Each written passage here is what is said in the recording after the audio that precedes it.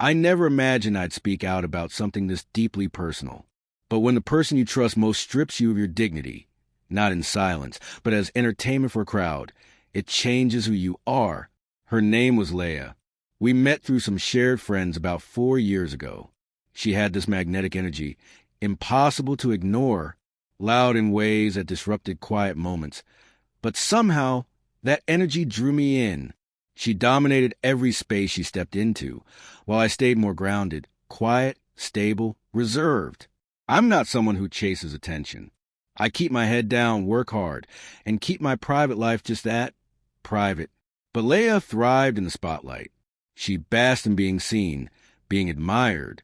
The first warning signs came through her obsession with looks. She'd always talk about who had better style, who was more fit, who had glowed up. At first, I thought it was just harmless chatter. But over time, I saw it was her way of holding the reins, using appearances like currency. One Friday night, we ended up at her friend Clara's apartment. It was a laid-back hangout, some music, a few drinks, and several of Leah's old college friends.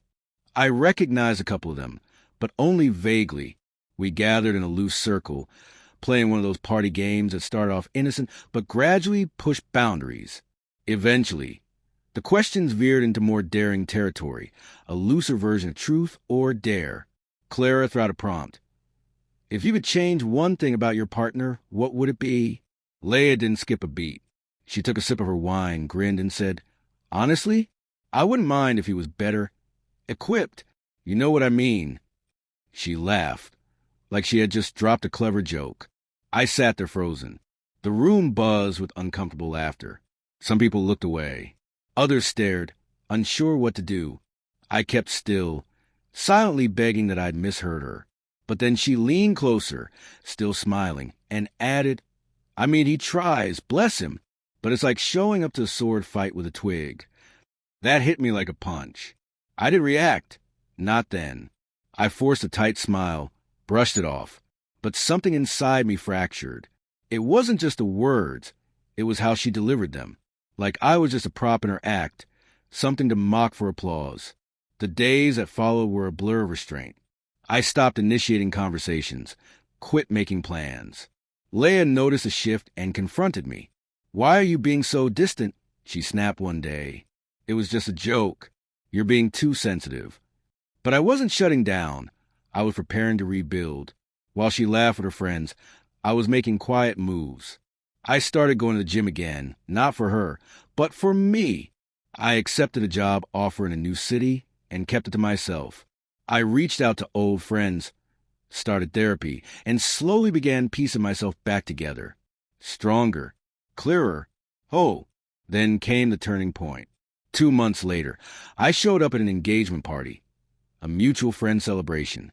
I walked in alone, confident, dressed sharp, carrying a calm energy that didn't beg for attention. Leah was already there, in her usual role, charming the room, pretending not to notice me. But she did. Everyone did. Someone asked how life was going. I smiled and said, Actually, I just accepted a position in Seattle, moving next month. Simple, clear, no drama. I caught Leah's expression falter. Wait, what? You didn't tell me.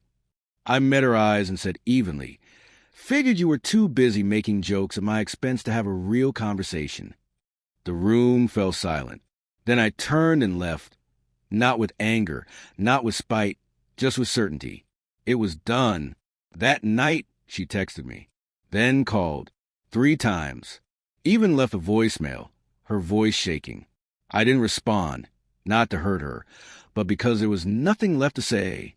Some people don't get a second chance after they treat your worth like a punchline. Today, I'm in a new city, surrounded by people who see me, not as a source of amusement, but as a whole person. Meanwhile, Leah remains in that same circle, likely telling new jokes to mask old wounds. That's her path. The twist in all this? She tried to boost herself by tearing me down. But when I walked away, she finally saw what she'd lost. Someone who truly respected her. And now she's the one left with emptiness.